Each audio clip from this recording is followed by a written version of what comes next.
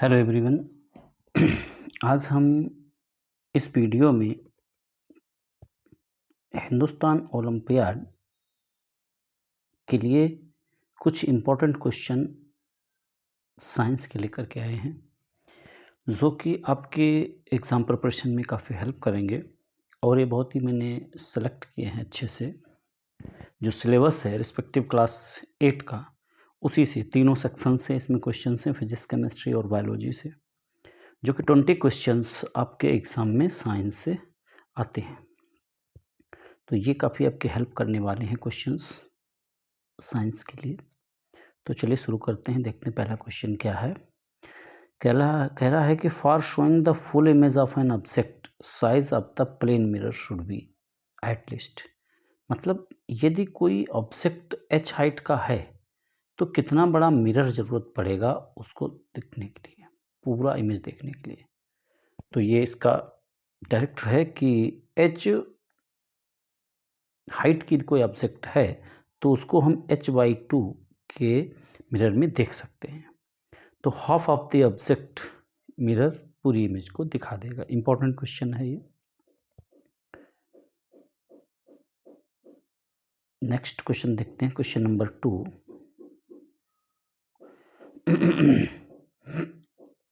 Question number 2 है, identify the element as per following statement. एक statement दिया गया है कि an element reacts with oxygen to give a compound with a high melting point, this compound is also soluble in water. कह रहा कौन ऐसा कंपाउंड है जो ऑक्सीजन से रिएक्शन करके एक कंपाउंड बनाता है जिसका कि हाई मेल्टिंग पॉइंट है, वाटर में सॉल्युबल है। तो देखिए इसमें कैल्शियम जो होता है वो ऑक्सीजन से क्रिया करके कैल्शियम ऑक्साइड बनाता है। अब कैल्शियम ऑक्साइड जो है वो एक हाई मेल्टिंग पॉइंट कंपाउंड है, पानी में डिजॉल्व करते हैं तो डिजॉल्व हो जाता है। तो इसका जो करेक्ट आंसर होगा वो होगा कैल्शियम, यानी 2 का ये ऑप्शन करेक्ट होगा। नेक्स्ट थर्ड क्वेश्चन है आपका, कह रहा consider the following statements about the physical and chemical properties of metals and choose the correct option. Metal की प्रॉपर्टीज के संबंधित कि ऑल मेटल्स आर डक्टाइल, नहीं, सारे मेटल डक्टाइल नहीं होते हैं, जैसे कि सोडियम, पोटेशियम, ये डक्टाइल नहीं है। डक्टाइलिटी का मतलब होता है कि उससे हम वायर्स बना सकते हैं। जनरली मेटल्स आर डक्टाइल, ये सही है। Metals which are more reactive than hydrogen reacts with acid to release hydrogen gas, ये भी सही है। सिट्रुलेशन नहीं, ये गलत है, यानी कि 2 और 3 यहाँ पे सही है। तो ऑप्शन वी करेक्ट होगा। फोर्थ क्वेश्चन यहाँ पे कह रहा है कि विच of the following poisonous gas is produced when a fuel Burns insufficient supply of oxygen. यदि ऑक्सीजन की सप्लाई सफिशिएंट नहीं होती है तो कौन सी गैस प्रोड्यूस होती है? Poisonous gas. तो ये याद रखिए, ये जो गैस है ये होती है carbon monoxide, sulphur dioxide, nitrogen dioxide, coal gas नहीं। इसका जो करेक्ट आंसर है वो CO, कार्बन मोनोऑक्साइड। तो इसका आंसर होगा ओनली 3। क्वेश्चन नंबर 5 कह रहा है, सेलेक्ट द इनकरेक्ट स्टेटमेंट। इसमें से इनकरेक्ट हमको ढूंढना है कौन सा है। Plant cells are surrounded by a living rigid outer layer called cell wall. Plant cell is made up of cellulose, सही है। Bacterial cell wall is made up of peptidoglycan. Both prokaryotic included plasma membrane are composed of lipids and proteins. इसका जो correct answer होगा वो होगा A, क्योंकि ये सही नहीं दिया गया है कि लिविंग जो वर्ड यहाँ पे आया है रिजिड आउटर लेयर होती, ये सही नहीं है। तो A option is the correct answer. Next है क्वेश्चन नंबर 6, कह रहा what happens in the following reaction. Following reaction के बारे में बात कर रहे हैं कि रिएक्शन क्या यहाँ पे दी गई है कि Fe2O3 + 3C + 2Fe gives 3CO। तो इसमें Fe2O3 + 3C यानी कि इसमें से क्या हो रहा है, ये Fe इसमें जा रहा है Fe में, और 3C किस में जा रहा है, CO में। यानी इसमें से क्या हो रहा है, माइनस ऑक्सीजन, और इसमें क्या हो रहा है, प्लस ऑक्सीजन। तो जिसमें ऑक्सीजन प्लस होता है वो कहलाता है हमारा ऑक्सीडेशन। ऑक्सीडेशन मतलब क्या है कि ऑक्सीजन का ऐड होना, और रिडक्शन क्या है, ऑक्सीजन का निकल जाना। तो निकल किस में से रहा है, Fe2O3 में से ऑक्सीजन हट रहा है। तो Fe अंडरगोज रिडक्शन और C अंडरगोज ऑक्सीडेशन। तो इसका ऑप्शन V वाला करेक्ट होगा। क्वेश्चन नंबर 7 कह रहा है arrange the different types of coal. यहाँ पे कुछ कोल्स दिए गए हैं, उनको डिक्रीजिंग ऑर्डर में, क्वालिटी के डिक्रीजिंग ऑर्डर में हमको क्रमबद्ध करना है। पहला नंबर दिया गया लिग्नाइट, पीट, एंथ्रासाइट, बिटुमिनस। तो जो सबसे बेस्ट क्वालिटी का होता है कोल वो होता है एंथ्रासाइट, यानी सबसे नंबर 1 पे 3 आएगा। एंथ्रासाइट के बाद होता है बिटुमिनस, यानी कि इसके बाद आएगा 4, और फिर लिग्नाइट होता है यानी 1, और फिर पीट आता है। तो 3, 4, 1, 2, इसका ए ऑप्शन जो है वो करेक्ट होगा। Question number 8। क्वेश्चन नंबर 8 में कहा जा रहा है कि the sound produced by tuning fork, sound produced by tuning fork travel from air to glass, which of the following physical quantity remains the same. यानी कि जब साउंड ट्रेवल करती है from one medium to another, तो उसका कौन सी quality है जो चेंज नहीं होती है, वेलोसिटी, फ्रीक्वेंसी, वेवलेंथ, एम्पलीट्यूड। देखिए सब कुछ चेंज हो जाता है जब एक मीडियम से दूसरे मीडियम में जाती है साउंड, लेकिन जो एक चीज़ है वो नहीं चेंज होती है, वो होती है फ्रीक्वेंसी। तो इसका जो करेक्ट आंसर होगा वो होगा 2 फ्रीक्वेंसी, यानी कि option B is the correct answer. Next question number 9 कह रहा है कि a duster rests on a table exerting a downward force on the table, reaction to the force is. कि एक डस्टर है वो टेबल पे रखा हुआ है और exerting a downward force, table पे जो डस्टर रखा हुआ था वो डाउनवर्ड फोर्स लगा रहा है, यानी जो वेट है। तो the reaction to this force is, reaction जो इस पे ऊपर की ओर लगेगा वो क्या होगा। भाई न्यूटन्स थर्ड लॉ कहता है action, every action has equal and opposite reaction. तो जो वो टेबल पे लगा रहा है तो टेबल भी उस पर रिएक्शन लगाएगी। Force of earth on the duster, force of earth on the table, force of table. तो टेबल पे वो फोर्स लगा रहा है तो टेबल उस पर लगाएगी, यानी आंसर यहाँ पे वी करेक्ट होगा। Question number 10। Susan was walking on ice. Her mother advised her to take smaller steps to avoid slipping. वो आइस पे चल रहा है सुसान, उसकी माँ ने कहा कि छोटे छोटे स्टेप्स ले जिससे कि वो वहाँ पे स्लिप ना हो। तो ऐसा उसकी माँ ने किस कारण से कहा, could be reason for the smaller steps. देखो आइस पे क्या होता है, फ्रिक्शन कम हो जाता है, जब फ्रिक्शन कम हो जाता है तो स्लिप होने का चांस ज़्यादा है। तो जब हम तो ये ऐसा उन्होंने the reason for the smaller steps, तो frictional force of ice is small. तो जो फ्रिक्शनल फोर्स होता है वो उस पर कम होता है, इसलिए छोटे छोटे स्टेप हमको लेने के लिए उससे कहा गया। तो इसका ऑप्शन सी करेक्ट होगा।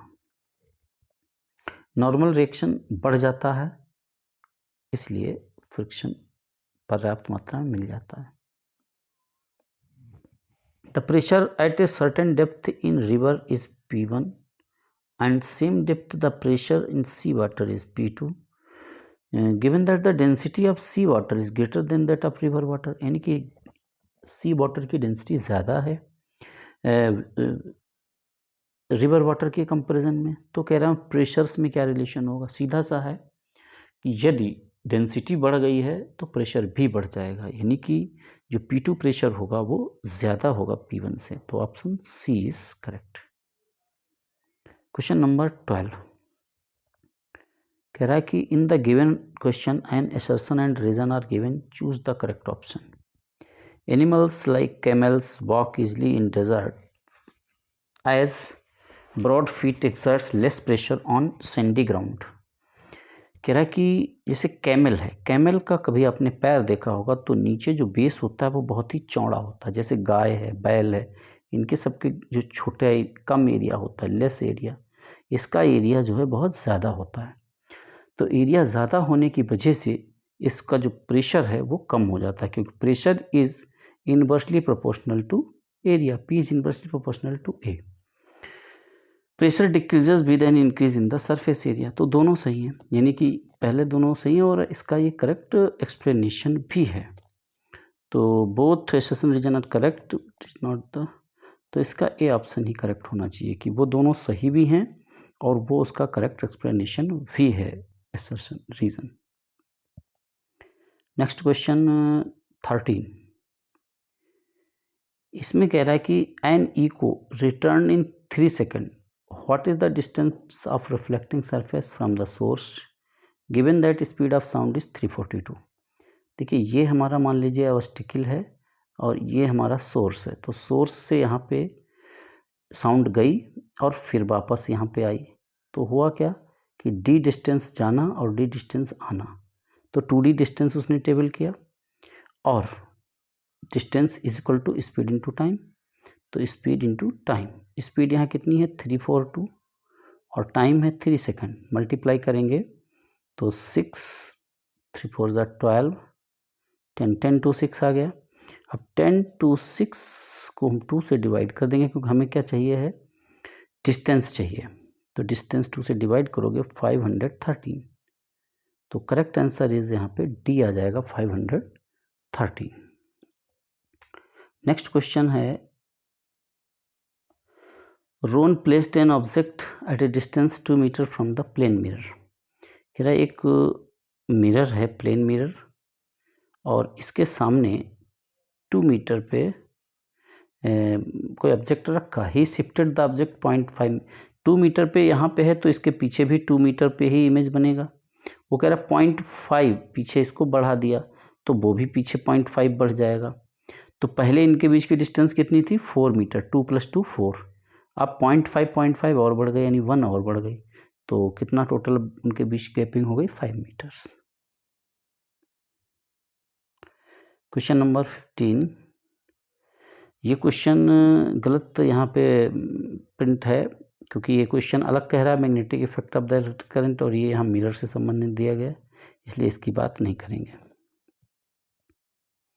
नेक्स्ट क्वेश्चन देखते हैं, 16th question. Choose the correct option and complete the following sentence. कह रहा है a lighter conductor installed in building. Lighter conductor आपने देखा होगा बड़ी बड़ी बिल्डिंग्स पे, चिमनीज पे, कहीं पे ऐसे त्रिशूल बना रहता है, कहीं पे, और तो वो लाइटनिंग कंडक्टर इसलिए लगाया जाता है ताकि यदि लाइटनिंग हो तो वो बिल्डिंग को न नुकसान पहुंचा करके उसकी सहायता से सीधे ज़मीन में चली जाए। तो ये कह रहा है does not allow the lightning to fall on the building, repels the lightning, forces the lightning to fall in area where the no building, conducts electric charge to the ground when lightning strikes the building. हाँ, तो इसका D वाला option सही है कि वो current को नीचे ग्राउंड में भेजने के लिए उसका प्रयोग किया जाता है। Question number 17, in the following question an assertion and reason are given. कह रहा fungi are a large group of organism which do not photosynthesise. Fungi are generally made up of threads called hyphae. तो दोनों सही हैं।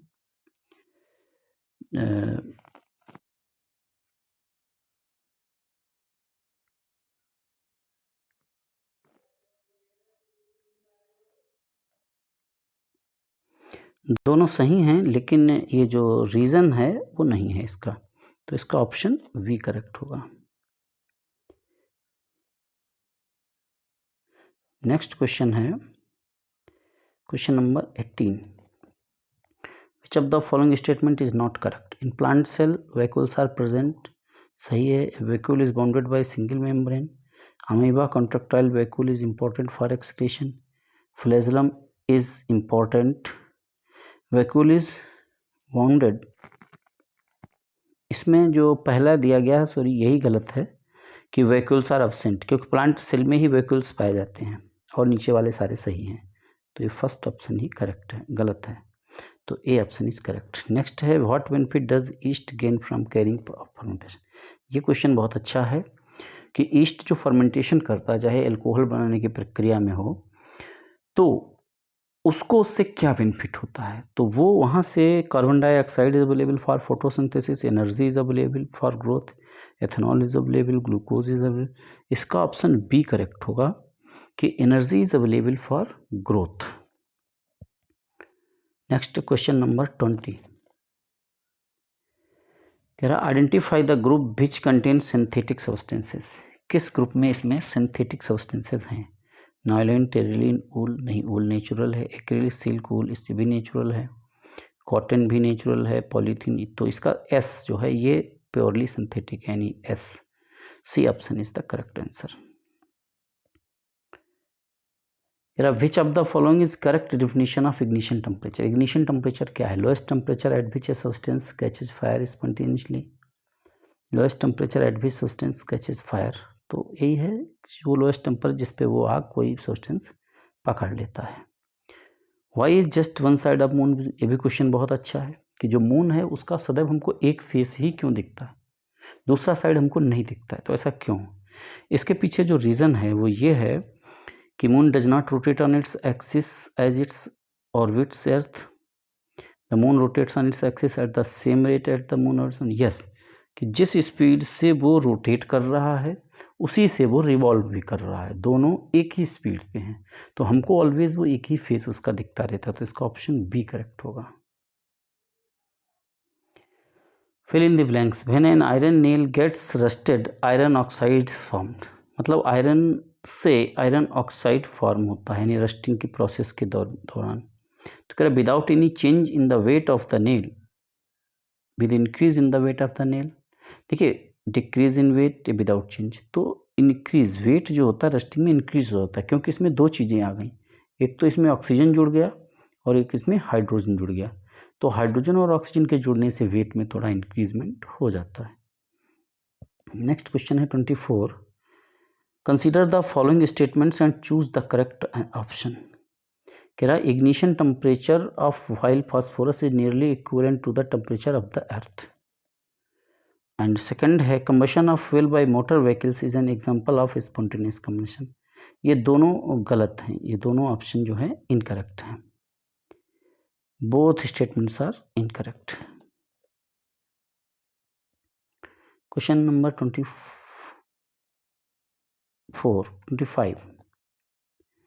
कह रहा है कि four classmates have discussion about the correct way of sowing seeds. Seeds को बोने के लिए करेक्ट मेथड क्या है, कुछ क्लासमेट्स चर्चा कर रहे हैं। तो रिचर्ड जो है उसने कहा seeds should be sown at right intervals, सही है। Susan seeds should be sown at the right depth, सही है। Seeds should be sown in dry, यही गलत है, ड्राई में नहीं हम बो सकते हैं। Seeds should not be sown in highly wet soil, ये भी सही है। तो इसमें जो है वो डेविड गलत है, डेविड गलत कह रहा और सारे सही हैं। क्वेश्चन नंबर 26 में कह रहा है which of the following pairs can not undergo displacement reaction. तो जो रिएक्टिविटी सीरीज़ है वहाँ से ये क्वेश्चन है, हालांकि क्लास 8 के हिसाब से ये हायर लेवल का क्वेश्चन है। Iron sulphate solution and magnesium, ये हो सकता है क्योंकि मैग्नीशियम ज़्यादा रिएक्टिव है। जिंक सल्फेट एंड कैल्शियम, हाँ ये भी हो सकता है, कैल्शियम ज़्यादा रिएक्टिव है तो जिंक को रिप्लेस कर देगा। आयरन प्लस जिंक सल्फेट ये नहीं हो सकता है क्योंकि आयरन लेस रिएक्टिव है जिंक से, ये हमसे पूछ रहा नहीं हो सकता, तो इसमें वी ऑप्शन नहीं हो सकता, answer B is the correct. Copper भी सिल्वर से ज़्यादा रिएक्टिव है। नेक्स्ट क्वेश्चन कह रहा है which of the following can lead to the menstruation in 21-year-old woman after ovulation. Evolution के बाद मेंस्ट्रुएशन होता है तो ये किस परिस्थिति में पॉसिबल है ऐसा। स्पर्म्स नॉट अवेलेबल, हाँ ये हो सकता है, बिल्कुल सही ए। ओविडक्ट्स ब्लॉक्ड, नहीं ब्लॉक नहीं होनी चाहिए, ब्लॉक हो गए तो एवोल्यूशन ही नहीं होगा। स्पर्म्स अवेलेबल, ये भी नहीं प्रोसेस है। Oviducts not blocked.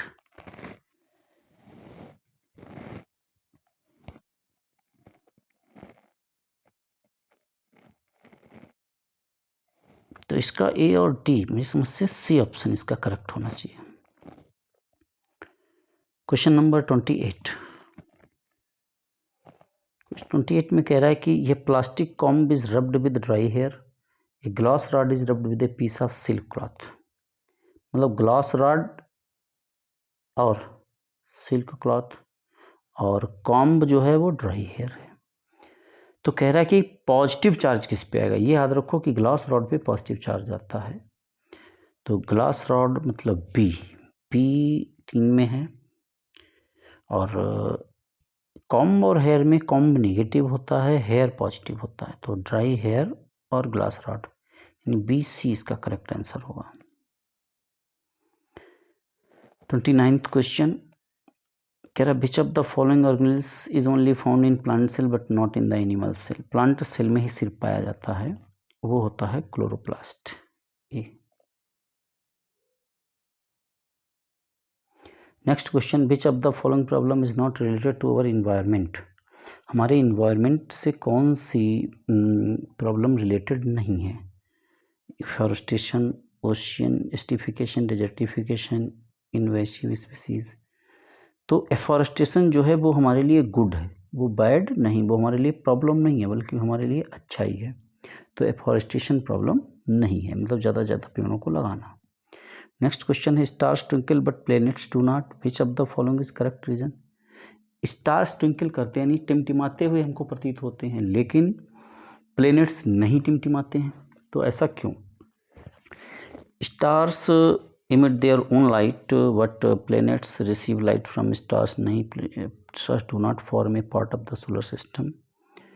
इसमें सी ऑप्शन करेक्ट होगा। एक्चुअली में जो स्टार्स हैं वो एक पॉइंट सोर्स की तरीके से काम करते हैं, जबकि प्लैनेट्स जो हैं वो एक collection of large number of points.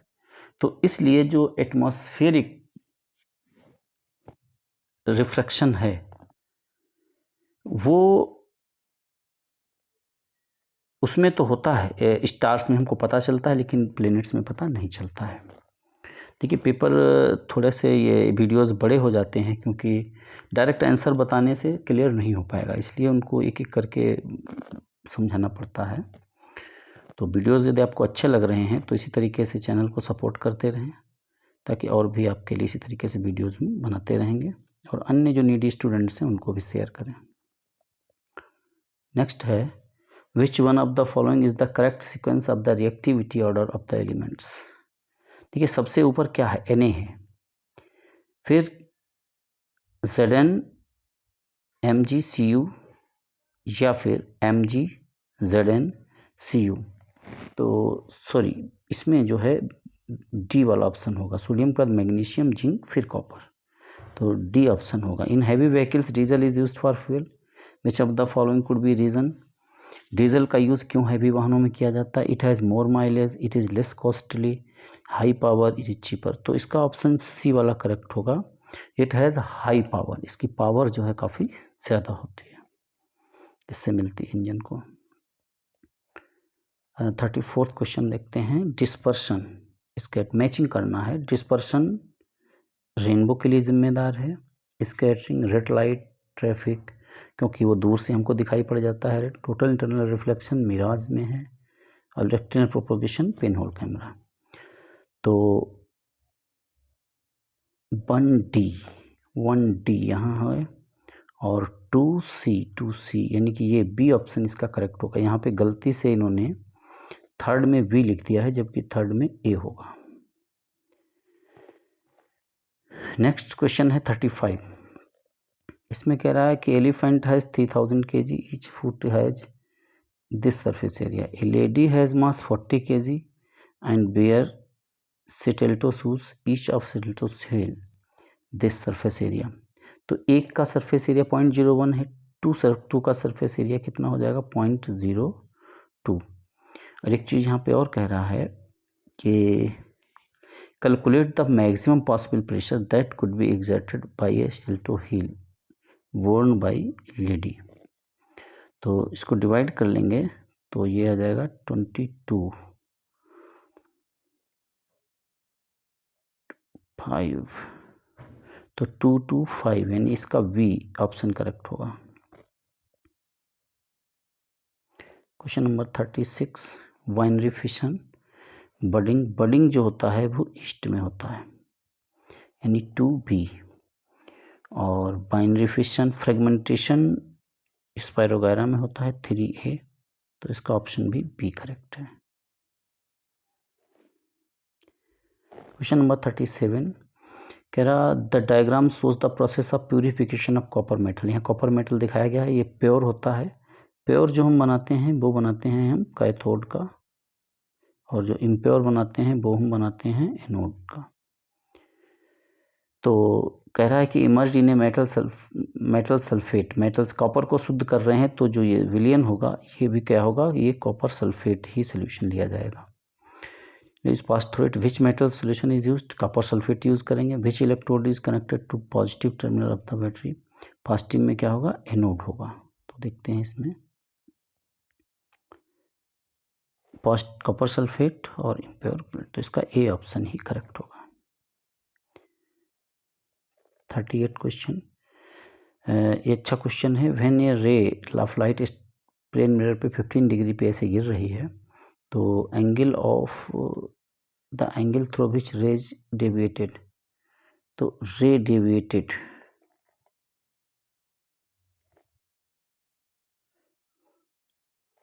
Actually में इसमें what will be the angle, जैसे light strikes a plane mirror angle. देखिए यहाँ पे ऐसा है कि ये 75 हो जाएगा एंगल ऑफ इंसिडेंस। अब कह रहा angle through which the gates deviated, कितना एंगल से वो डेविएट होगी। तो देखिए डेविएशन का मतलब ये होता है कि एंगल हमारी जा ऐसे रे रही थी, ये उसकी ओरिजिनल डायरेक्शन थी, और अब हमारी रे कहाँ जा रही है, ये जा रही है, यानी ये भी 75 डिग्री है। तो कितना डेविएशन हो गया, तो डेविएशन कैसे निकालेंगे, तो डेविएशन हमारा आएगा ओरिजिनल डायरेक्शन और फाइनल डायरेक्शन के बीच, यानी ये एंगल हमसे पूछ रहा है। तो ये कैसे हम निकाल सकते हैं, ये 75 तो 150 हो गया, और इधर ये डेविएशन कितना हुआ, ये 30, क्योंकि यदि इसमें डेविएशन ना होता through which the ray gets deviated, देखिए एंगल ऑफ रिफ्लेक्शन पूछता तो 75 हो जाता है, लेकिन डेविएशन पूछ रहा है तो ये 30 होना चाहिए हमारे हिसाब से। बी ऑप्शन इसका करेक्ट होना चाहिए।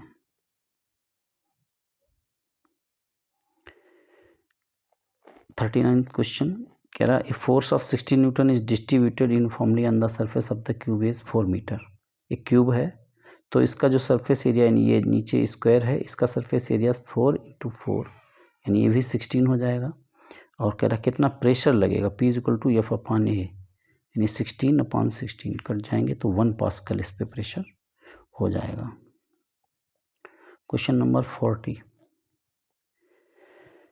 Equal force F acts on isolated bodies A and B, दोनों पे F फोर्स लग रहा है। The mass of B is 3 times, इसका जो है मास m है तो इसका मास 3m है, 3m मास है तो इसका एक्सीलरेशन A 1/3 हो जाएगा, और इसका 3 टाइम, इसका एक्सीलरेशन 3 गुना ज़्यादा होगा, इसका 1/3 होगा। तो कह रहा है the magnitude of the acceleration of A is 3 times of the B, इसका ए ऑप्शन करेक्ट होगा।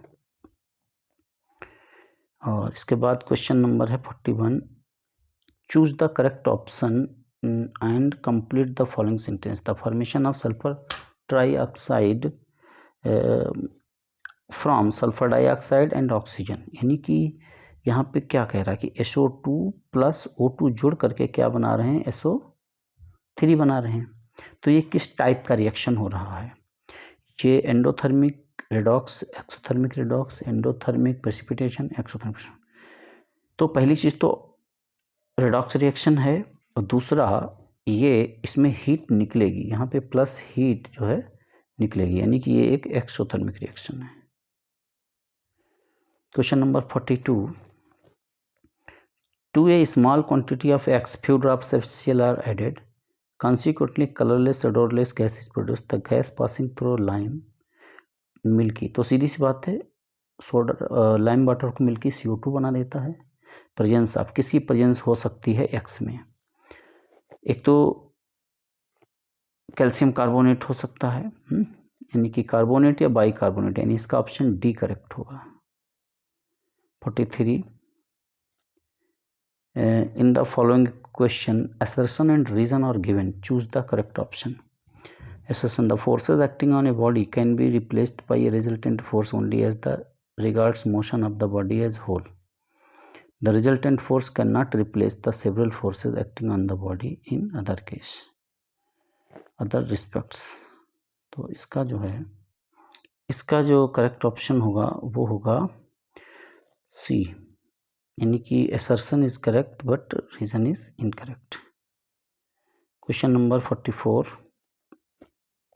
What happens when an impure copper rod is taken as anode and pure? ये भी ऊपर एक्सपेरिमेंट आ चुका है, उसी के यहाँ पे बात कर रहे हैं। तो क्या ऐसी सिचुएशन में होता है? देखिए, जो एनोड होता है उसको हम मोटा लेते हैं और जो कैथोड होता है वो पतला, इधर से इधर कॉपर इस पर डिपॉजिट होता रहता है। तो ये वाला डिक्रीज होगा, ये इंक्रीज, यानी कैथोड इंक्रीज होगा और एनोड डिक्रीज होगा। इसका ऑप्शन बी करेक्ट होगा। Question number 45. Which of the following shows the correct sequence in increasing order of heat energy received per unit reflection? ये डिस्टेंस का पूरा मैटर है, जो डिस्टेंस जिस क्रम में है उसी क्रम में उनको हीट भी मिलेगी। तो अर्थ सबसे पहले, फिर मार्स, फिर जुपिटर, तो इसका बी ऑप्शन करेक्ट होगा। 4 students made the following statements about the metals. Robert, metals are malleable, सही है। All metals are stick in nature, नहीं, ये गलत है।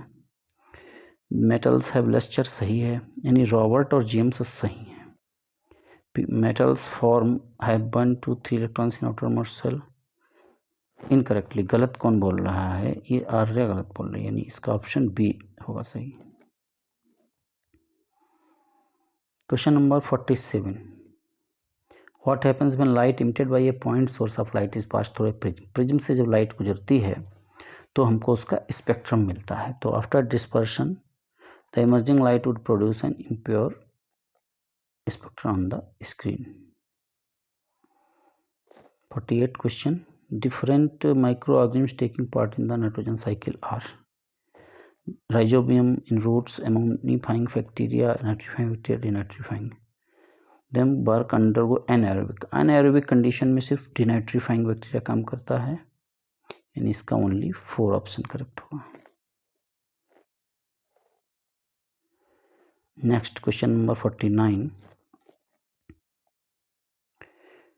Antibiotic penicillin inhibits the growth of bacteria by blocking the process which helps to build. ये गलत है, ये सेल को ग्रोथ को ही रोकता है बल्कि मेम्ब्रेन पे काम नहीं करता। Loss the movement of the, दोनों इनकरेक्ट हैं, में सी ऑप्शन होगा, डी।